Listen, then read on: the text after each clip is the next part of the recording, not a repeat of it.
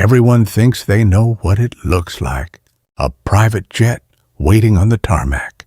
A watch that costs more than a house.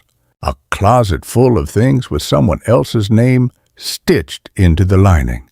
That's the picture we've all been sold, and it's not entirely wrong, but it's not the whole truth either. The real story of how millionaires spend their money is stranger, more disciplined, and honestly more interesting than anything you've seen in a music video. Let's start with a number that surprises almost everyone. The average self-made millionaire in the United States drives a used car, not a leased Bentley, not a brand new anything, a used car, often paid for in cash, often kept for a decade or more. Thomas Stanley spent years studying the habits of the wealthy for his research on the psychology of money, and what he found broke almost every assumption people carry about what it means to be rich. Most millionaires don't spend like people who are trying to look rich. They spend like people who already know they are and have nothing left to prove. That's the part nobody tells you. Spending to prove something is expensive. Spending because you actually want something is a completely different experience. And it's the one thing that separates the people who stay wealthy from the people who flash their money once and disappear. You've probably noticed this yourself in smaller ways. The moment you buy something just to be seen with it, it stops feeling good almost immediately. But the thing you saved for, the thing you actually wanted for its own sake, that keeps it shine. Now, this doesn't mean the extravagant side of wealth is a myth. It's very real, and it's worth talking about honestly because the way it happens is more calculated than people assume. When a millionaire buys a $100,000 watch, it's rarely an impulse. It's often the result of months of research, comparing movements, understanding resale value, learning the story behind the brand. The purchase becomes a kind of education first and a possession second. There's a patience to it that looks nothing like the version we see in a 30-second clip online. Take art, for example. The art world moves more money in a single auction night than most of us will see in several lifetimes combined. A single Basquiat can trade hands for over $100 million. But ask the people who actually buy at that level why they do it, and very few of them will tell you it's about decoration. It's about legacy. A painting can outlive its owner by centuries. Buying it isn't just a purchase. It's a way of reaching into the future and leaving a fingerprint there. That's a very different motivation than the one most of us assume when we see a headline about a painting selling for more than a hospital's annual budget. And often, the buyer isn't even planning to hang it on a wall where anyone will see it. It goes into storage, insured, protected, waiting for the day it either passes to the next generation or finds its way back into another auction, having quietly grown in value the entire time it sat in the dark. Then there's real estate, which might be the clearest window into how the wealthy actually think about money. A 10,000 square foot home isn't really about the square footage. It's about control. Control over noise, over privacy, over who gets to walk through your front door. When you have enough money to buy anything, the thing that becomes most valuable isn't more stuff. It's more choice. The ability to say no. The ability to close a door and know that nobody on earth can open it without your permission. That's a kind of luxury you can't photograph, and it's the one wealthy people talk about most when they're being honest. Travel works the same way. It's easy to picture a private jet and think of it as pure indulgence, and sometimes it is. But talk to people who fly privately for real, and most of them will tell you it isn't about comfort in the way you'd expect. It's about time.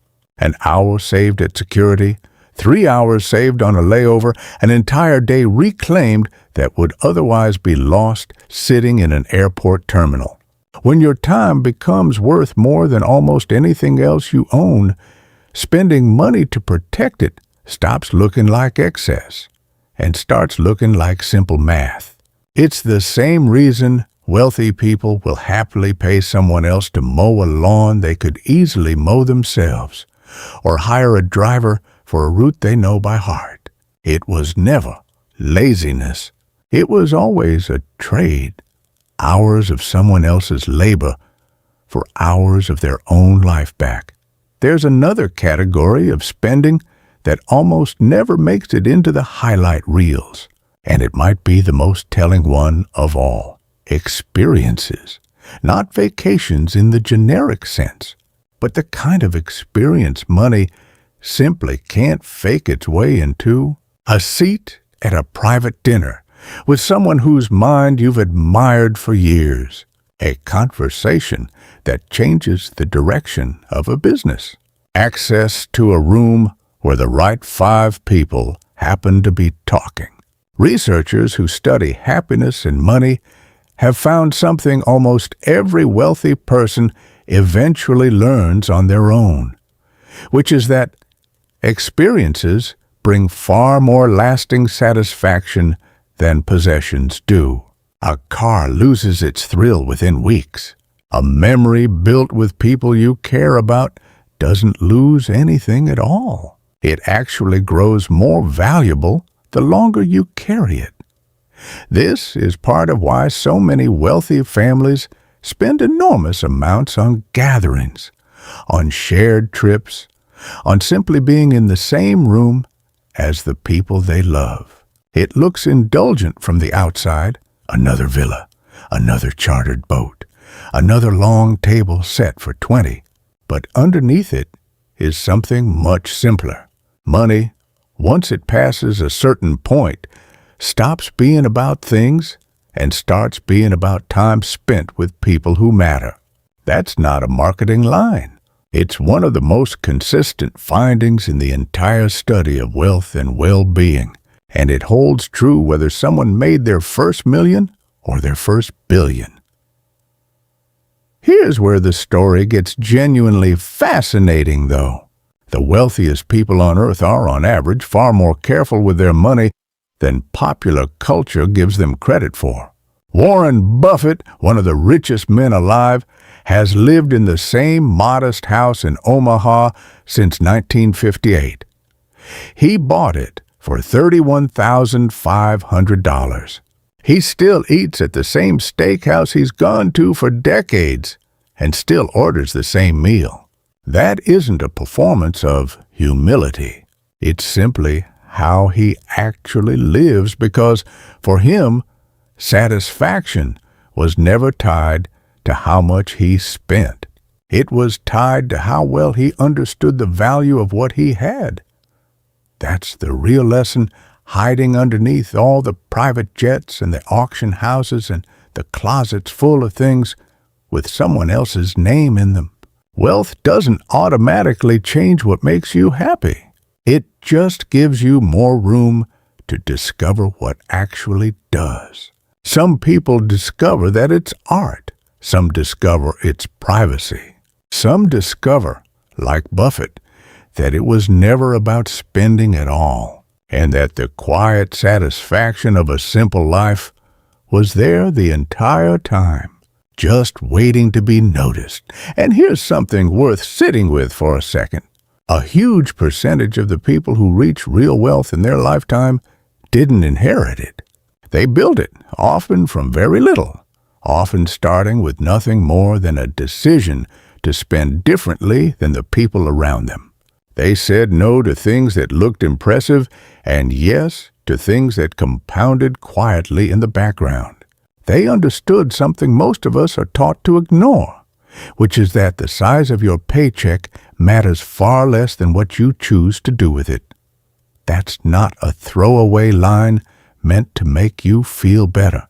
It's actually how nearly every self-made fortune in history has started. Small, unglamorous decisions, repeated for years, until one day the results become impossible to ignore. Nobody sees those early years.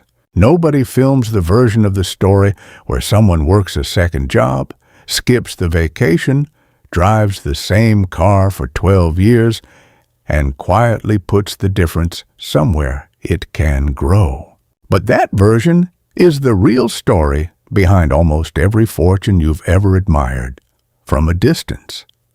So when you picture what it means to live like a millionaire, maybe the picture needs updating.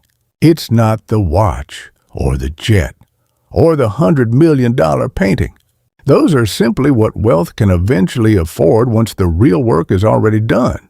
The actual heart of it is much quieter. It's patience. It's understanding the difference between spending to be seen and spending because something genuinely means something to you. It's the discipline to walk past what looks impressive and choose what actually lasts. The people who built the kind of wealth we spend our time admiring almost always started exactly where you're starting now. No shortcuts, no inheritance, no guarantee. Just a decision, made quietly, to treat money differently than everyone else around them. That decision is still available. It always has been. And if there's one thing worth taking from everything we've just talked about, it's this. The version of you that ends up living like a millionaire one day probably won't look like the picture you had in your head. It'll look a lot more like patience, paid off.